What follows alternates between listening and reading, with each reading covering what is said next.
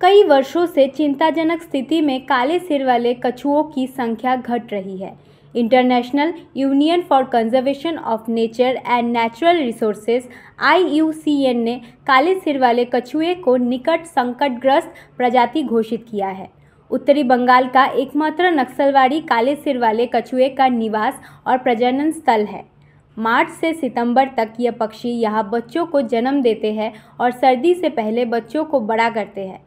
Siliguri Himalayan nature adventure foundation, Paschim Bangal Vigyan Manch और Kurseong one विभाग ने इस लुप्तप्राय पक्षी के संरक्षण पर भरोसा करना शुरू कर दिया। पिछले 2 वर्षों में 200 और 240 कछुए पाए गए, लेकिन कई लोग सोचते हैं कि यह पक्षी लुप्तप्राय है। पर्यावरणविद और NF के समन्वयक अनिमेश बोस कहते हैं कि इन्हें खतरे से वापस लाना तभी संभव है जब इनका संरक्षण किया जाए। नक्सलवाड़ी उनका घर यह प्रवासी समूह 1993 में देखा गया था। हालांकि बाद में नहीं दिखे, लेकिन पिछले साल यह पक्षी देखे जा सकते हैं। विज्ञान मंच के सदस्य का कहना है कि विज्ञान मंच इनकी संख्या बढ़ाने के लिए काम कर रहा है। वन विभाग के NDFO ने बताया कि वन विभाग इनकी संख्या बढ़ाने के लिए इनके आवास क्षेत्र पर काम कर रहा है। এটা এখানে ব্ল্যাক হেডেড আইবিস বলে একটা পাখি, যেটা বাংলা নাম কালো মাথা কাস্তে চড়া। এটা এখন আন্তর্জাতিকভাবে মানে IUCN এর নিয়ার থ্রেটেন স্পিসিস, যে প্রায় বিপন্ন প্রজাতির তালিকাভুক্ত হয়ে গেছে ইতিমধ্যে। এই পাখিটা মার্চ মাসে এই নকশালবাড়ি এসে তারা বাসা বাঁধে, ডিম পাড়ে, তারপরে তাদের বাচ্চাদের বড় করে আবার অক্টোবরের মধ্যে ফিরে যায়। শীতকালটা এখানে থাকে না। এই পাখিটা যেহেতু এখন বিপন্ন তালিকাভুক্ত, তো স্বাভাবিকভাবে এটা অনেক গুরুত্ব পেয়ে গেছে যে তাকে কি করে বাঁচানো যায়, কনজারভেশন, তার মানে সংরক্ষণ নিয়ে ভাবনা চিন্তা। এটা বেশ কয়েক বছর ধরে ধারাবাহিকভাবে এদের গণনাগুলো আমরা করছি। এবছরও এর গণনা চলছে। আজকে প্রত্যেক বছর একটা দিন বেছে নেওয়া হয় এই আগস্টের একদম শেষের দিকে।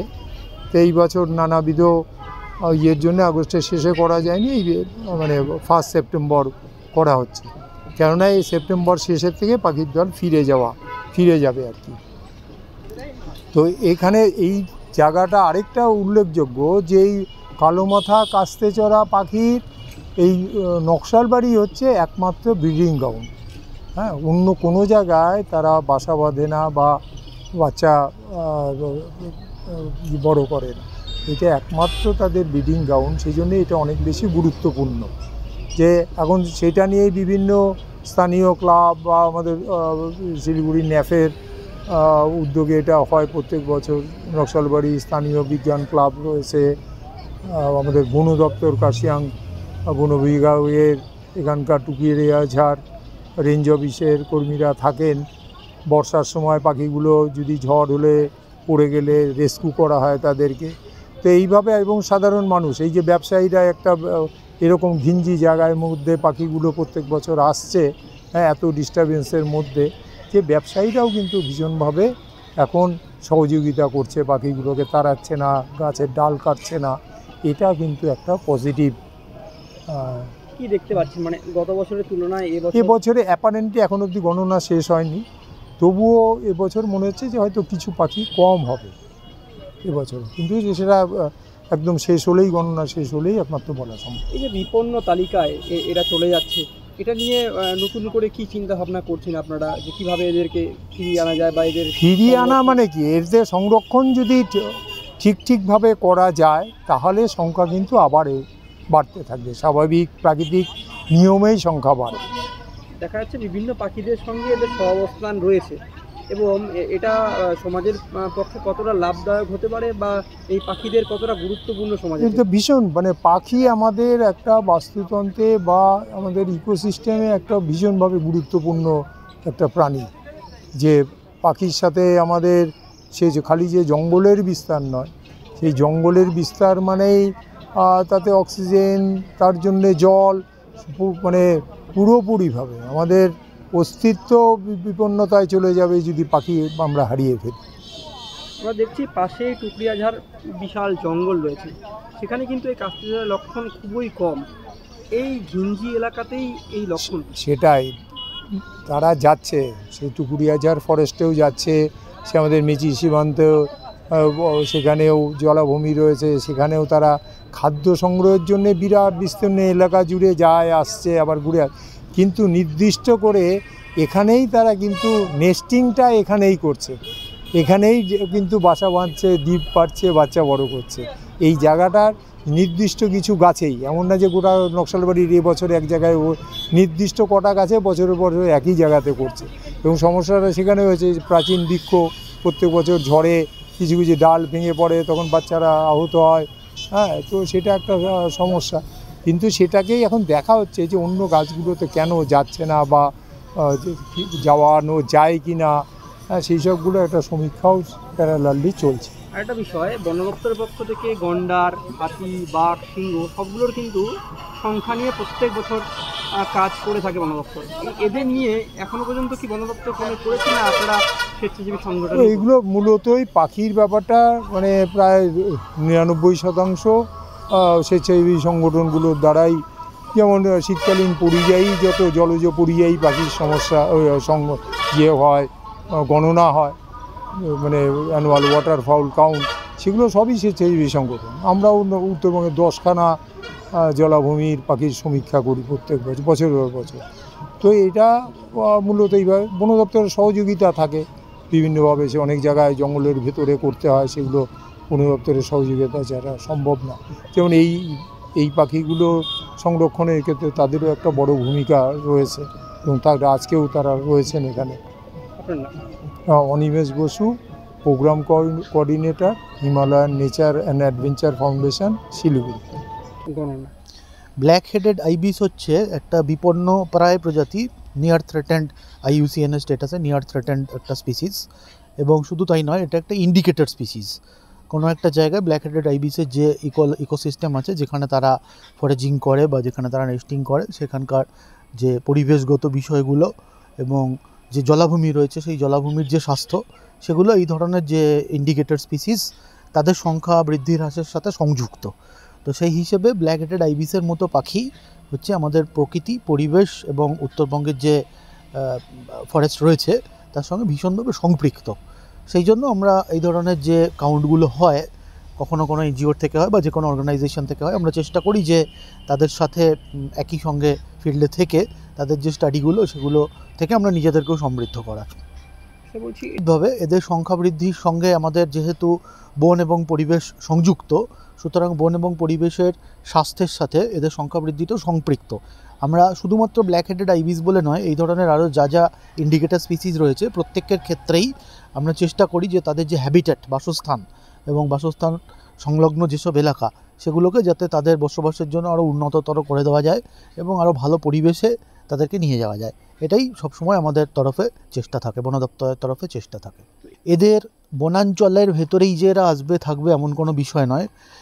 এরা খুবই চুজি, মানে যে গাছে এরা বাসা করবে বা এদের বাচ্চা বড় হবে, যে খাবার এরা খাবে, এ ব্যাপারে এরা খুবই চুজি।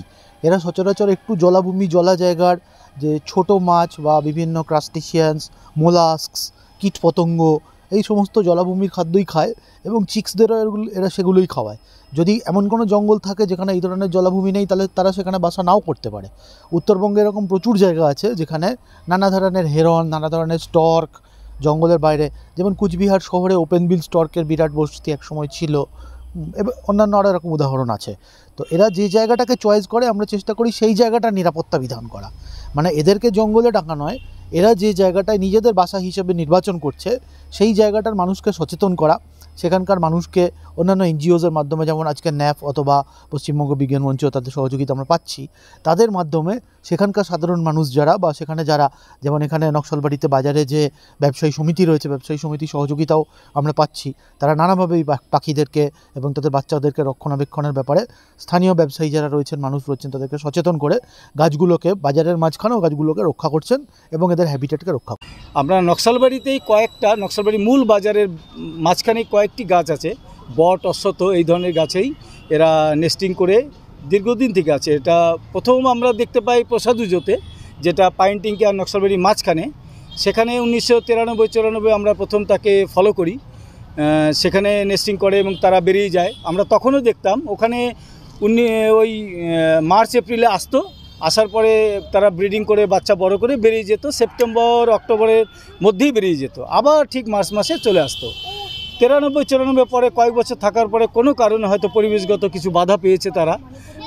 আমরা তখন নানাভাবে বিভিন্ন সংগঠনের সহযোগিতা নিয়ে জানতে পারি এই পাখিটা আমাদের বোম্বে ন্যাচারাল হিস্ট্রি সোসাইটির বইতেও কোনো রেকর্ড নেই যে এই এলাকায় এই হোয়াইট আইবিস পাখিটা আছে বা এখানে দেখা যেত। তো হঠাৎ করে এরকম একটা বিরল প্রজাতির পাখি আমরা দেখতে পাওয়া খুশি হলাম। বিভিন্ন সংগঠন, সরকারি আধিকারিকরা এলেন, দেখলেন এবং এটা নিয়ে পর্যালোচনা শুরু হলো। আমরা বিজ্ঞান মঞ্চের তরফ থেকে অন্যান্য সংগঠন, ন্যাপ, অন্যান্য আরও কিছু সংগঠন তারা এলেন, তারা পর্যায়ক্রমে এটা দেখেই যাচ্ছেন, কন্টিনিউয়াস আজ অবধি ফলো আপের মধ্যে আমাদের মধ্যে আছে, যাতে এই পাখিটা আমরা টিকিয়ে রাখতে পারি এবং এর জনসংখ্যা বৃদ্ধি পেতে পারে, এর একটা চেষ্টা করব। নকশালবাড়িতে একটা ভালো দিক যে এখানকার ব্যবসায়ীরা আমাদের সহযোগিতা করছেন, ওনারা পাখিকে ডিস্টার্ব করেন না। তাদের দোকানপাট অনেক অনিষ্ট করে, পায়খানা করে, তাদের হয়তো ব্যক্তিগত অনেক অসুবিধা হয়, তবু দেখেছি খুব বেশি ওনারা এটা নিয়ে উচ্চবাচ্য করেন না, বরঞ্চ একটা পাখি পড়ে গেলে আমাদেরকে খবর দেয় যেটা কি করা যায়। ফরেস্ট ডিপার্টমেন্ট খুবই হেল্পফুল, ওনারা সঙ্গে সঙ্গে আসেন, দেখেন এবং সেটা পরিচর্যার একটা চেষ্টায় সবসময় থাকেন। আমরা বিগত 4 বছর ধরে এটা একটা সার্ভেতে নেমেছি, দেখা যাচ্ছে ইদানিং কিছু গাছ কমে গেছে, ঝড়ে প্রাকৃতিক দুর্যোগে কিছু গাছ পড়ে গেছে, কেউ কেউ পাখি উড়ে যাওয়ার পর কিছু ডালপালা ছেটে দিচ্ছে, প্রাকৃতিক কারণে কিছু গাছ মরে যাচ্ছে, এগুলোর জন্য তাদের নেস্টিংয়ের জায়গাটাও কমে গেছে, যার জন্য এবার কিন্তু আমরা একটু কমই দেখতে পাচ্ছি। লাস্ট বছরে একটু কম ছিল, এবছরও তার ব্রিডিং সংখ্যাটা কম, অর্থাৎ নেস্টিংয়ের জায়গাটা পাচ্ছে না। তো আমরা এটাই চাইবো যে এইভাবে টিকে থাকুক, আরও চারিদিকে ছড়িয়ে পড়ুক। আমাদের পাশে নকশালবাড়ি টুকরিয়াজা রেঞ্জ আছে, তার 2টো বিট, উত্তমচন্দ্রের ছাদ পাশেই আছে, কলাবাড়ি জঙ্গল পাশেই আছে, পানিঘাটা রেঞ্জ পাশেই আছে। যদি আমার মনে হয় সরকারের ডিপার্টমেন্টেরও ভাবা উচিত যে আগামী দিনে আমাদের ফরেস্টে বট, অশ্বত্থ, জারুল এই ধরনের সংখ্যা বাড়ানো, যাতে এই ধরনের পাখিরা তাদের নেস্টিংটা ভালো করে করতে পারে, তাহলে হয়তো আরও ছড়িয়ে যাবে। আমাদের এই মূল টাউন থেকে একটু বেরিয়ে তাদের সংখ্যা আরও বৃদ্ধি করতে পারবে।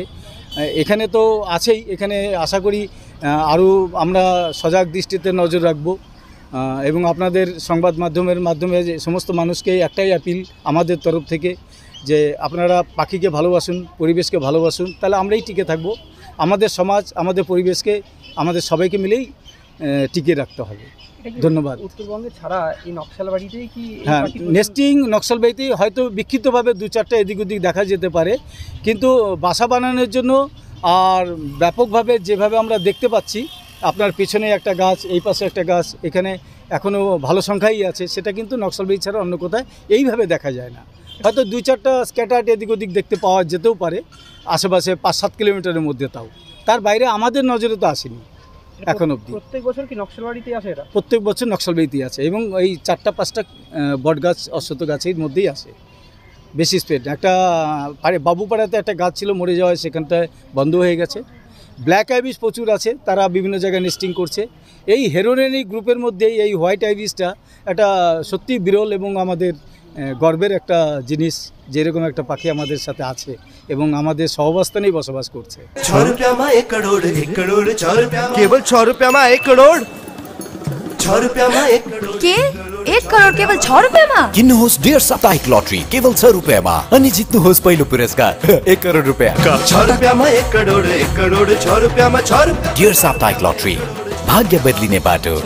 सिलीगुड़ी के फूलबाड़ी स्थित महाराजा अग्रसेन अस्पताल में आपका स्वागत है। 80 से अधिक समर्पित डॉक्टरों और कर्मचारियों की एक टीम के नेतृत्व में 300 से अधिक पेशेवरों की एक नर्सिंग टीम द्वारा समर्थित हम प्रत्येक रोगी को निकट रूप से देखभाल और व्यक्तिगत ध्यान प्रदान करने के लिए प्रतिबद्ध हैं। 120 से अधिक बिस्तरों के साथ हम अपने रोगियों के स्वास्थ्य को बढ़ावा देने के उद्देश्य से व्यापक चिकित्सा सेवाएं प्रदान करते हैं। महाराजा अग्रसेन हॉस्पिटल, फूलबाड़ी, सिलीगुड़ी। गणपति द्वारिका ग्यालेरिया अब सिलिगुडीमा झट्टै सञ्चालनमा आइरहेको छ 140 वटा दोकानहरू भएको 7 तले शपिङ मल, जहाँ तपाईले separate service elevator, sitting, lounging areas, hygienic toilets र सेपरेट सर्भिस एरियाको सुविधा पाउनुहुनेछ। यसको साथै एस्ट्रोट्रफ फ्लोरिङ र टेरेसमा क्रिकेट नेट, आधुनिक सुविधाहरूले भरिएको लिफ्ट, एस्केलेटर, पार्किङ र सुरक्षा व्यवस्था पाउनुहुनेछ। झट्ट बुकिङ गर्नुहोस्। Ganpati Dwarika galleria, opposite global tower, Baneshwar Mor, eastern bypass road, Siliguri. Can you believe this? क्या आप विश्वास करेंगे? दवाइयों में 22% तक की छूट। जी हाँ, सिलीगुड़ी फार्मेसी हर मेडिसिन में 22% छूट दे रहा है। साथ ही पूरे सिलीगुड़ी में फ्री होम डिलीवरी। सिलीगुड़ी के बाहर केवल 50 रुपए कोरियर चार्जेस। ऑर्डर करने के लिए फोन करें। अब मेडिसिन के खर्चे में बचत ही बचत। मंडे टू संडे सुबह 7 बजे से रात 12 बजे तक दुकान खुली है और यहाँ 99.9% मेडिसिन आपको मिलेगी। सिलीगुड़ी फार्मेसी में पॉलीक्लिनिक भी है, जहां आपको सिलीगुड़ी के बेहतरीन डॉक्टर्स से संपर्क कर सकते हैं। सिलीगुड़ी फार्मेसी, नेताजी मोड़, सुभाष पल्ली। Contact number 9933990001।